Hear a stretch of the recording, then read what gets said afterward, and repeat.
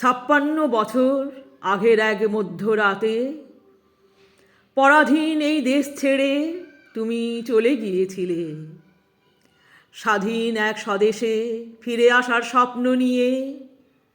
তুমি ফিরে আসনি, স্বাধীনতা এসেছে, তার কাঁধের ঝুলি ভরে নিয়ে এসেছে ভোট নামক রাষ্ট্রীয় যজ্ঞ, গণতন্ত্র নামক চিরায়ত মাৎসন্যায়, প্রগতি নামক লোক ঠকানো স্ট্যাটিস্টিক্স, সংহতি নামক বিস্ফোরণের চুরমার, ঐতিহ্য নামক মন্দির মসজিদের ঝগড়া, আর সমুদ্র হিমাচল ভরিয়ে দেওয়া ভাষণ, ভাষণ আর ভাষণ।